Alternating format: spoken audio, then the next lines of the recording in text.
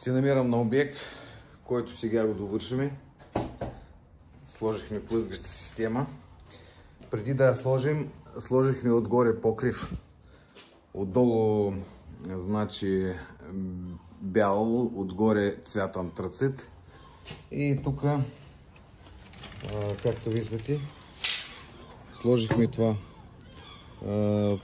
фикса до парапета. След това на парапета ще сложим един комарник плесе. Всичко направено, както виждате, точно под размера.